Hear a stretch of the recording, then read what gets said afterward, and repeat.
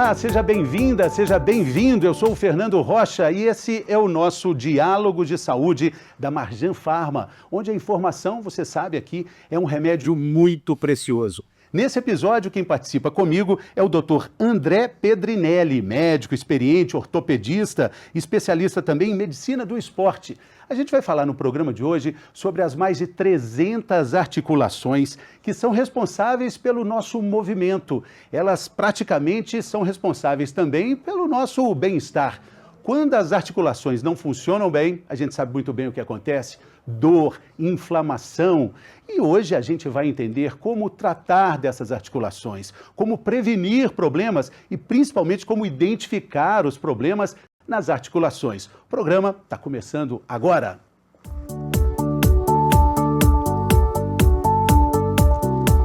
Muito bem, doutor André Pedrinelli. Alegria ter o senhor aqui, doutor. Seja bem-vindo. Tudo bem? Obrigado. O prazer é meu. Eu queria que o senhor começasse falando da experiência que o senhor tem, já que nós vamos falar de articulações. O senhor tratou e trata de articulações muito importantes no esporte brasileiro, né? Minha história começa nos bancos da faculdade, quando eu jogava pela escola, na antiga FUP, que era a Federação Universitária Paulista do Esporte. Eu já cuidava do departamento médico nessa época, eu estava no º, 6º ano. Depois do 2º ano de residência, eu fui convidado para tratar dos atletas da Seleção Paulista de Futsal. E aí fomos para a Olimpíada, fomos para a Pan-Americano, Seleção Brasileira Masculina e Feminina de Futebol, Brasileira Masculina e Feminina de Futsal, trabalhando pela Comebol, pela FIFA. Eu diria que eu tenho várias experiências, muitas histórias para contar. Muitos tornozelos, muitos joelhos, muitas articulações já passaram pelo senhor, né, doutor? Com certeza. Dos mais e dos menos importantes pela vida fora, né? Eu queria começar essa conversa também falando de dois termos, de duas palavras que os médicos chamam de patologia, né, que são os problemas, as doenças, que é artrite e artrose. Muita gente confunde as duas coisas. Minha artrite, minha artrose. Qual é basicamente a diferença entre essas duas questões? Na realidade, esse é um ponto bastante importante, Fernando, porque a própria literatura médica confunde esses termos. Então, osteoartrite e osteoartrose são relacionadas ao osso, com certeza. Mas o sufixo "ite" significa processo inflamatório ou processos agudos. Então, é como você pensa, numa gastrite, numa tendinite, numa esofagite. Tudo que tem ite inflama e dói. Otite. Exatamente. Então, a gente pode dizer que a osteoartrite, que tem várias causas, ela é um processo agudo que gera dor. A artrose, a gente podemos dizer que é nosso processo biológico de envelhecimento. Os aniversários, os novembros. DNA. A vida vai trazendo artroses. E a vida, a própria evolução nossa, existe uma questão que chama apoptose celular. As nossas células têm um reloginho que diz quanto tempo elas viverão. E isso é determinado pelo nosso DNA. Então, a carga genética de uma pessoa é muito importante, principalmente nessa gênese das doenças crônicas. Então, e a população está envelhecendo. Hoje nós somos no bairro da Liberdade, aqui em São Paulo, expectativa média de vida é 84 anos de idade. Em 2030, a nossa pirâmide populacional, segundo o IBGE, ela inverte. Nós passamos a ser como qualquer país da Europa. Interessante isso, porque quando a gente fala de mais tempo de vida, a gente tem que falar também de mais qualidade de vida.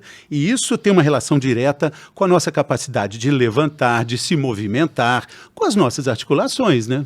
Exatamente, porque independência é uma condição essencial do ser humano. E para isso você precisa de força. A força te dá independência para você carregar uma sacola de supermercado, abrir a porta do carro, levantar de uma cadeira. Então é muito importante a gente trabalhar a força. Por isso que a atividade física é um dos remédios mais baratos e ele permeia todas as especialidades médicas. Exatamente, é a grande caderneta de poupança, a gente sempre fala aqui, né? A grande caderneta de poupança, o grande investimento é a atividade física, a musculação mais exatamente, né, doutor? Com certeza. E quando a gente fala musculação, a maioria das pessoas pensa em ir para uma academia e levantar 150 quilos no exercício supino. Na realidade não é isso. Musculação, você usando o seu próprio peso corporal, você está fazendo musculação. Exatamente. Quando a gente fala dessas duas questões de artrite e artrose, a gente fala de articulações mais preferenciais, onde esses problemas acontecem? Sim, existem 2 grupos de articulações que nós temos mais, principalmente as articulações de carga, que é coluna, bacia, quadril, joelho e tornozelo. São mais de 300. Exatamente, e muito mais ossos do que isso. Se a gente for falar das alavancas mecânicas, que são os músculos, porque os músculos são os elementos motores da articulação. A articulação é uma estrutura bastante complexa e por isso que é importante a questão do colágeno, porque o colágeno é um elemento formador importante das articulações. O colágeno é o grande amigo das articulações? O colágeno faz parte, nós temos mais de 200 tipos de colágeno no nosso organismo. Então, nós temos colágenos que são específicos para a pele, colágenos que são específicos para cartilagem. Então, é importante quando a gente conversar mais para frente sobre colágeno, a gente especificar qual que é o colágeno que a gente deve falar. O colágeno, ele é o nosso elemento. Então, por exemplo, tendões têm colágeno, cartilagem tem colágeno, e eles têm funções diferentes. Então, o aporte de colágeno melhora a produção de cartilagem, por exemplo, porque é um elemento nutricional do condrócito, que é a célula que produz cartilagem. Ou seja, sem colágeno, a situação fica muito difícil. A gente tem colágeno na alimentação de todo dia, mas é suficiente para colocar isso em prática? Eu vou dizer para você que depende, porque tudo da nossa nutrição é um balanço entre o que entra e o que é gasto. E uma das características do nosso envelhecimento biológico é a perda do paladar e a perda da fome, consequentemente. Então as pessoas comem menos conforme vão ficando mais velhas. E isso gera emagrecimento. Um emagrecimento que pode perder massa muscular, pode afetar a estrutura óssea. E eu queria chamar a atenção para outra ponta dessa questão, que é a obesidade, que está também ligada diretamente com a saúde articular, né? Com certeza, porque, por exemplo, num passo normal, nós descarregamos 2 a 3 vezes o peso corporal. Quando você corre um trotezinho, 4 a 5 vezes. Quando você corre 6 a 8 vezes do peso corporal a cada passo. Se a gente dá mais ou menos 600 passadas por quilômetro, uma pessoa de uma altura média, 1,70 m mais ou menos, você já faz a conta da sobrecarga mecânica que uma articulação como o joelho recebe quando a gente faz atividade física. E com essa obesidade, essa situação do colágeno acaba também prejudicada. A gente vai falar hoje também sobre o que é preciso entender sobre a suplementação, que acaba sendo muito necessária nessa saúde articular, né? As teorias atuais que falam sobre obesidade mostram uma questão importante. A obesidade é um grande processo inflamatório do corpo, que inclusive altera a capacidade do intestino de absorver certos produtos. Então, às vezes, há necessidade de uma reposição para você compensar essa não absorção ou baixa absorção de certos elementos. A gente tem agora a participação da nossa reportagem para a gente ter mais assunto aqui para ser discutido. Vamos chamar a nossa repórter Júlia Bandeira, vamos ver o que ela tem a dizer? A osteoartrite, que é o mesmo que artrose, doença articular degenerativa ou osteoartrose, é uma doença degenerativa que afeta as cartilagens e tem crescido em todo o mundo. De acordo com um estudo realizado pelo Instituto de Métricas e Avaliação em Saúde da Universidade de Washington, nos Estados Unidos, aproximadamente 1 bilhão de pessoas no mundo sofrerá com a osteoartrite, seu nome científico, em 2050. No Brasil, segundo dados da Sociedade Brasileira de Reumatologia, 15 milhões de brasileiros sofrem com doenças reumáticas, sendo a osteoartrite a mais comum. A enfermidade é responsável por 7,5% de todos os afastamentos do trabalho e é a segunda doença entre as que justificam o auxílio inicial. Doutor, é um número assustador, né? Um número que levanta um alerta de saúde pública. Olha só, 1 bilhão de pessoas no mundo sofrendo com a osteoartrite em 2050, que não é tão longe assim. É um número assustador e progressivo, porque esse é o número que a gente tem atual. Mas nós sabemos que com o envelhecimento progressivo da população em todos os lugares do mundo, esses números crescerão. E a relação das mulheres, né? A predominância das mulheres, como é que isso é explicado? Em algumas circunstâncias, antigamente as mulheres viviam mais do que os homens. Então, hoje, aparentemente, já não é mais tão assim. Então, a própria longevidade da mulher sendo maior, aumenta a predileção. Isso tem a ver com a questão hormonal, com o balanço estrógeno e testosterona, que também afeta bastante. Então, quando a gente vê nas doenças reumatológicas, elas têm uma incidência maior nas mulheres. Então, isso gera fatores de risco. Então, o histórico familiar é uma questão muito importante de ser abordada. Mas também o histórico familiar, a questão genética, ela não é uma condenação, é só uma informação. Exato. Que pode ser trabalhada, porque, né, doutor? Toda a questão da osteoartrite e osteoartrose, ela é multifatorial. Tem a pessoa, sexo, alinhamento articular, peso, histórico de atividade física, histórico de lesões ou doenças pregressas, tipo de medicação, alimentação que ela tem, é multifatorial. Quando a gente está falando aqui nesse episódio sobre a importância da atividade física, da musculação, de movimentar o peso para trabalhar as articulações, eu tenho certeza que alguém que está acompanhando a gente diz, eu não aguento musculação, eu não gosto de academia. Qual é a boa notícia que a gente tem para quem pensa assim, doutor? A boa notícia é, primeiro, que nós vamos trocar o termo. A gente, em vez de musculação, nós vamos falar de fortalecimento muscular. E ele pode ser feito de várias maneiras. A sacola do supermercado é um fortalecimento muscular, entendeu? A própria tensão, quando a gente passeia com o nosso cachorro, a tensão da coleira é um tipo de fortalecimento. Subir e descer escada, trabalhar com borrachinhas, pesos livres, o próprio peso do corpo em angulações diferentes, tudo isso nós estamos exercitando a nossa musculatura e ganhando força com isso. Ficar em pé é melhor do que ficar sentado, né? Com certeza. Doutor, e com relação a outros esportes, pilates, hidroginástica, natação, falando até na natação, para esportes que não têm impacto, eles fortalecem também? Também fortalece. Esse tema que a gente tem que ter um esporte ideal, não existe esporte ideal. O esporte bom é aquele que a pessoa gosta de fazer. Porque se a gente manda uma pessoa fazer natação e ela detesta molhar o cabelo, isso não vai levar a nada. Então, a primeira pergunta que eu faço para os meus pacientes é qual esporte você gostaria de fazer? Óbvio que terão aqueles que vão lá, eu não quero fazer nada. Aí você tem que ser um pouquinho mais incisivo. Mas o componente do esporte tem que ter uma parte aeróbica e tem que ter uma parte de força e um alongamento e exercício de coordenação. Então, qualquer esporte que cumpra essas metas, ele está dentro dos critérios bons. Então a gente está vendo aqui nesse episódio uma informação preciosa, que o esporte bom é o esporte que você gosta e sempre vai ter um esporte que cabe exatamente dentro da sua capacidade, dentro da sua agenda, né? E tem uma outra pergunta que as pessoas sempre fazem, qual é o melhor horário para fazer atividade física? Isso também depende de várias atitudes da pessoa. Existem pessoas que são noturnas, e tem pessoas que são vespertinas, tem pessoas que são noturnas. Nós temos que respeitar isso.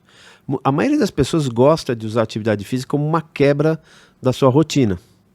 Ou, como assim, faz logo de manhã cedinho, porque assim, já fiz a minha lição de casa, posso partir para a vida que eu já cumpri o meu dever. Essa é boa. Essa é uma boa dica, né? Então, eu acho assim, a gente tem que entender também as possibilidades da pessoa. A proximidade do local de trabalho, local de estudo. Tem gente que realmente não tem tempo. Dona de casa, a gente está falando de uma prevalência feminina muito grande na questão das articulações, artrites e artroses.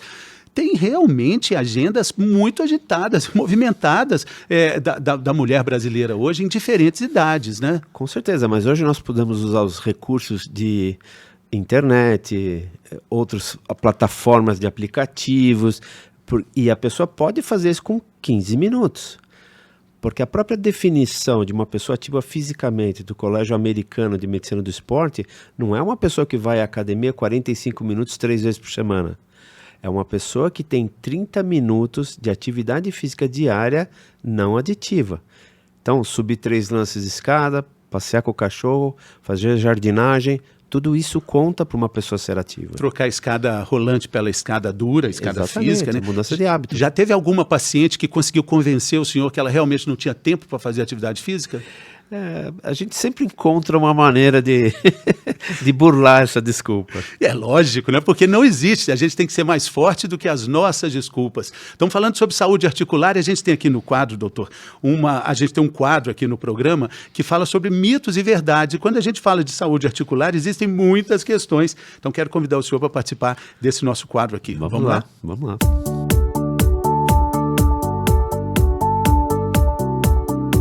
A frase é essa, doutor André. O estalo nas articulações pode ser um sinal de artrose. Isso é mito ou isso é verdade, doutor André? Eu vou dizer para você que depende. Porque o estalido em si da articulação, ele implica em movimento intraarticular. Necessariamente não tem nenhuma doença associada com isso. Exemplo típico é crianças e adolescentes que até brincam entre si quem consegue estalar mais a articulação. Com o passar da nossa idade, quando a gente começa a ter lesões cartilaginosas, os osteofitos, que são os chamados bicos de papagaio, ou alguma deformidade da articulação, a presença de estalidos pode indicar um processo osteoartrítico. A pergunta é assim, tem dor ou não? Se tem dor, nós temos que levar em conta. Se não tem dor, normalmente a gente não dá muito valor clínico para essa queixa. E é aí que a gente pode falar também do famoso bico de papagaio, de questões que a gente trata de forma muito popular, mas que tem uma implicância muito direta na nossa vida de todo dia? Com certeza, porque o bico de papagaio, na realidade, é um nome errado. Porque ele vem da época que a gente só tinha a radiografia para investigar. Como a radiografia só enxerga num plano, numa posição, parecia um bico. Mas na realidade é uma saia. Ele é em volta de toda a articulação, principalmente na coluna. E o que ele é isso? É uma tentativa do corpo de estabilizar a articulação para que ela não tenha os micromovimentos que provoquem dor. Sim. Porque ela divide a pressão pela área que você aplica a força. Então, se você aumenta a área de apoio articular, você diminui a pressão e, consequentemente, você diminuiria a dor. O colágeno, que a gente está falando sempre, agora ganha um parceiro para a gente conversar também, que é a glucosamina. É a falta desses elementos que vai provocar dor e problemas? Não é a falta dos elementos, mas talvez a insuficiência. Glucosamina, condroitina, ácido hialurônico e o colágeno, principalmente o UC2, que é o específico articular, eles são elementos que compõem toda a matriz da cartilagem. É um time. O senhor escalou um time. Exatamente. Vamos falar esse time aí de novo? É um time de futsal, quase. Condroitina, glucosamina, ácido hialurônico e o colágeno. É uma defesa, uma linha de defesa, uma linha de 4 defesas. Existem os outros oligoelementos, né? Então, nós temos zinco, cúrcuma, magnésio, uma porção de outras coisas que compõem essa matriz. Tudo isso vai ajudar a saúde articular. Exatamente. Se a gente mantiver os nutrientes do nosso condrócito de maneira adequada, a chance dele produzir mais e melhor a cartilagem é muito mais alta. O senhor falou condrócito, vamos dar um nome popular dele? É a célula que produz a cartilagem. Então, a questão da cartilagem é que ela é uma célula que está banhada por matriz. Então, você tem muito menos células do que a área da cartilagem. Então, a gente precisa cuidar muito bem dessa célula, porque quando ela morre, a gente perde uma área enorme de cartilagem. E por falar na glucosamina, a gente tem uma informação importante sobre esse assunto. A gente vai chamar a nossa reportagem para a gente continuar a nossa conversa aqui. Perfeito. Vamos acompanhar? A glucosamina é uma substância encontrada no corpo humano, especificamente no fluido que rodeia as articulações. Ela ajuda a cartilagem a absorver água e manter a elasticidade e permite também que as articulações funcionem corretamente. No contexto dos suplementos, a glucosamina é derivada de fontes externas, como, por exemplo, a casca dos crustáceos, os camarões, o caranguejo e a lagosta, ou de fonte vegetal, como o milho. Já dá para ver de cara que essa reposição na alimentação da glucosamina é um tanto quanto complicada, né, doutor? Na realidade, o que a gente se depara hoje é que o controle da obesidade, às vezes com dietas restritivas, ele piora esse aporte desses elementos que são importantes. Então, muitas pessoas que fazem por conta própria dietas restritivas acabam perdendo isso. Um outro fator importante é prevenir as lesões. O fator mais importante de risco de uma lesão é ter tido uma lesão anterior. Ele é 7 vezes mais importante que qualquer outro fator. Então, pensando na prevenção, se nós temos a ingesta adequada de todos esses produtos, nós estamos realizando um trabalho de prevenção para o nosso futuro. Que serve para tudo, absolutamente tudo, né? O corpo é o uno, né, doutor?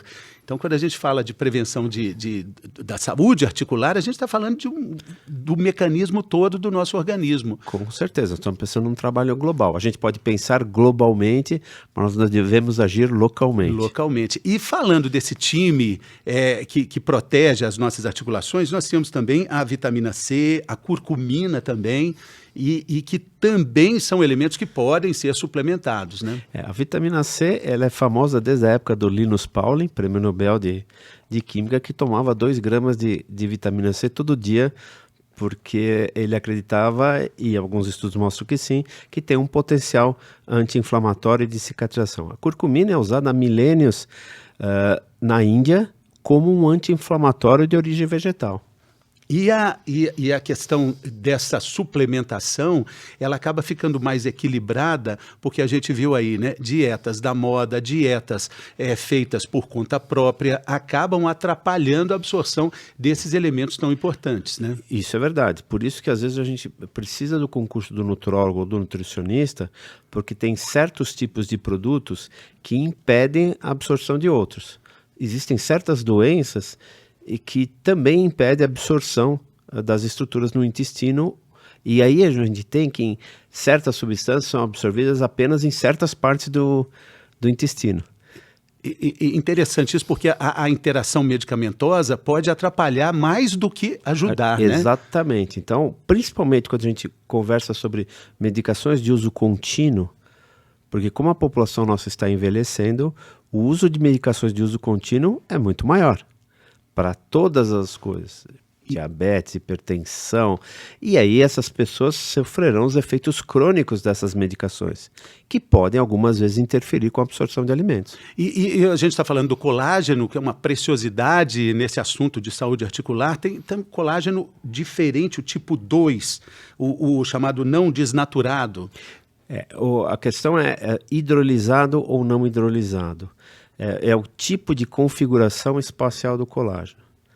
É um pouco difícil a gente explicar sem um elemento gráfico, mas o colágeno é uma hélice de 3 pás.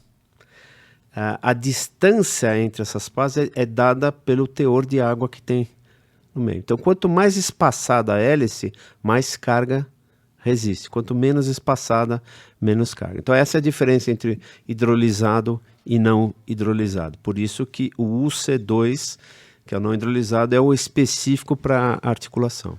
E essas são informações importantes, mas mais do que isso, é importante também a informação do médico, porque cada paciente guarda em si a sua própria história, com as suas próprias particularidades. Então, esse programa nosso aqui é um insight para que você comece o seu autocuidado, né, doutor? É importante a gente frisar essa questão. E para levantar dúvidas, quando a pessoa vai ao médico, ela tem todo o direito, e eu diria até o dever, de perguntar para o médico o que ele pode fazer, o que ele pode fazer a mais, o que ele não pode fazer, porque a saúde é de interesse da pessoa. Outro mantra que a gente tem aqui, o paciente, ele é protagonista da sua própria história. Exatamente. Ele toma as rédeas da sua própria história. O médico ajuda bastante, é fundamental, o profissional de saúde, mas sem o paciente estar ali, né, conduzindo a sua história. Voltando à metáfora do futebol, o paciente tem que jogar junto. Tem. Se ele jogar contra... Não dá. E falando sobre longevidade, sobre longos jogos, longas partidas, a gente fala também da vida que está durando mais e precisa ter mais qualidade. E nessa questão, eu vou chamar mais uma frase do nosso Mitos e Verdades para a gente continuar discutindo aqui. Vamos lá?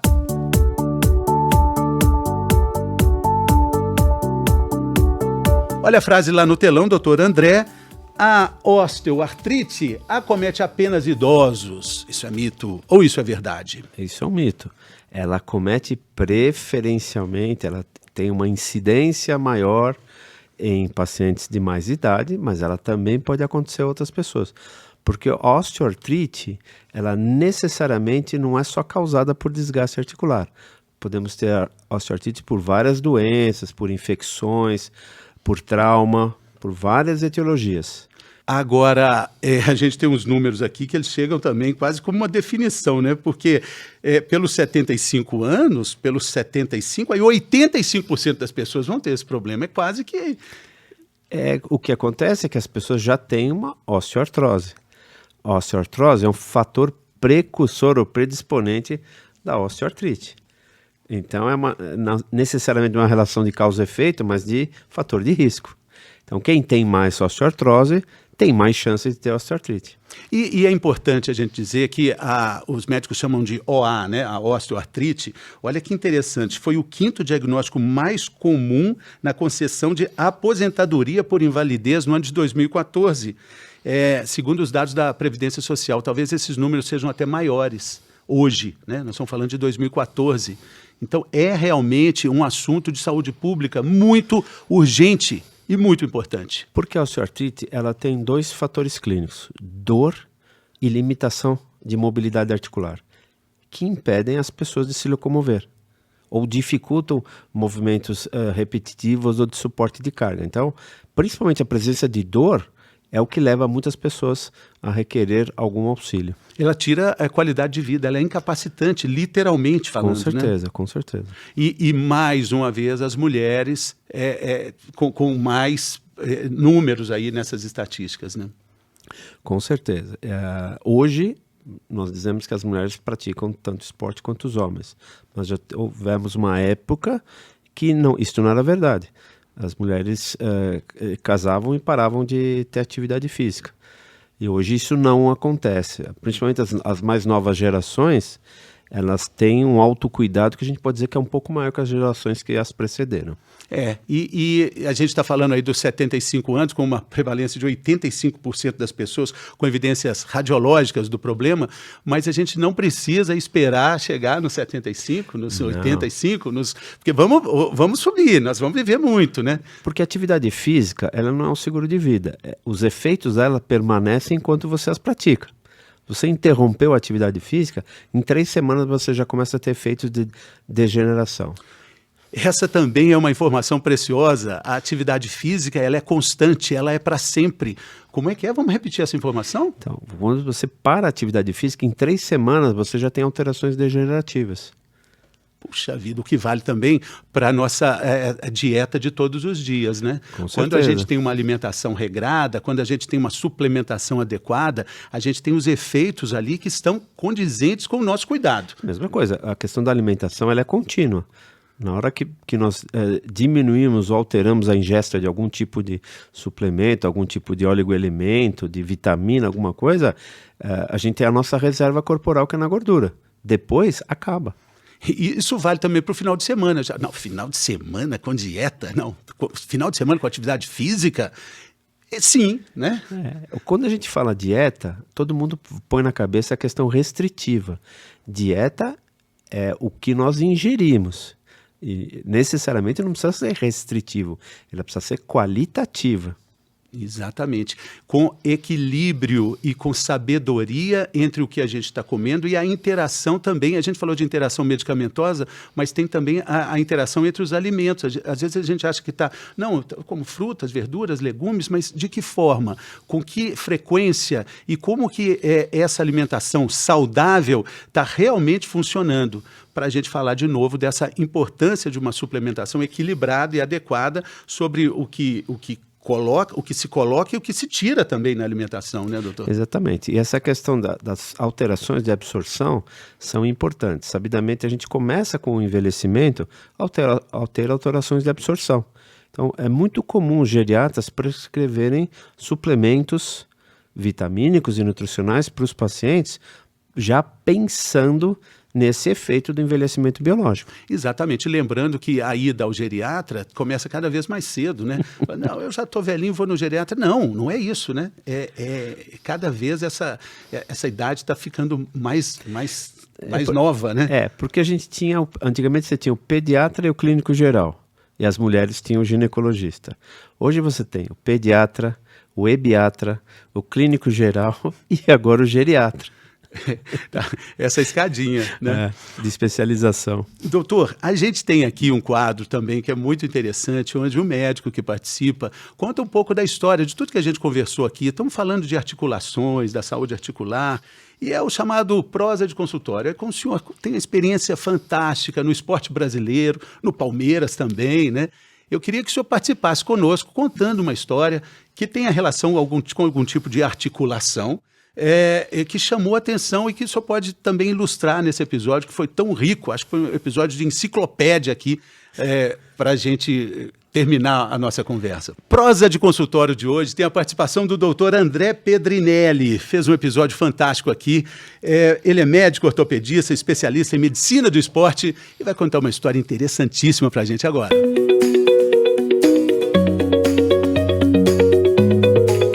Doutor André, conte tudo.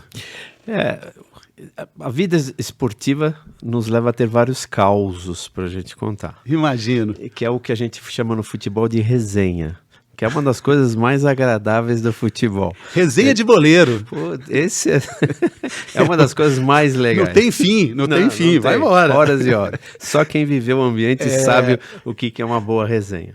Mas eu lembro de uma final de campeonato mundial de futsal, em que o nosso capitão, que era o pivô da equipe, minutos antes de começar a final, todo mundo tenso, que nós íamos jogar contra um adversário muito forte, muito importante, estavam brigando pelo título mundial, me chama de lado e fala: doutor, tô com dor no tornozelo. O senhor precisa fazer alguma coisa para mim. Quanto tempo antes da final isso? Alguns minutos antes do aquecimento. Minutos? Minutos antes do aquecimento. E eu falei: fulano, agora que você vem me falar? Doutor, eu estava tentando melhorar, mas não deu. Agora eu quero que o senhor me ajude. Eu falei: bom, o que nós vamos fazer? Ele virou para mim assim: não adianta aquelas injeçõezinhas, doutor, nem comprimido. Vem aqui e faz aquela infiltração que só o senhor sabe fazer. Injeção mesmo aí? Injeção na articulação. Dói, mas ele já aguentou muitas outras dores da vida. No jogo, né? No jogo, na vida, em tudo. E assim o senhor fez? Fiz, e ele, felizmente, ficou como um bom episódio, porque nós somos campeões mundiais, entendeu? Que maravilha. Ele fez gol? Não, a função dele não era fazer gol, era impedir que os outros fizessem gol. Então ele jogou bastante naquele período. E era artrite ou era artrose? Para esse jogador eu diria que eram as duas coisas, porque ele já era um jogador um pouco mais ido nos tempos de futebol e tal, então ele já tinha uma certa idade esportiva, jogava desde os 12 anos de idade, então já era um tornozelo com algumas sequelas de lesão. Muito bacana, é bom a gente entender, né, quando a gente sente essa dorzinha no tornozelo e no joelho, achando, puxa vida, que coisa difícil. Saiba que grandes atletas também sofreram e sofrem com essa mesma dor, né? A diferença é que eles fazem os gols que a gente não faz. Não que a gente não faça gols, porque a gente faz gols pela vida, né, doutor? Exatamente. Todos nós, né? Doutor André, eu quero agradecer enormemente sua participação. Muito obrigado pela generosidade, pela gentileza aqui conosco. Uma boa jornada para o senhor, pela vida afora. Obrigado, eu que tenho a agradecer. É sempre um grande motivo de tranquilidade e felicidade, porque esse bate-papo é muito proveitoso para todo mundo. Muito obrigado. Muito obrigado também pela sua companhia.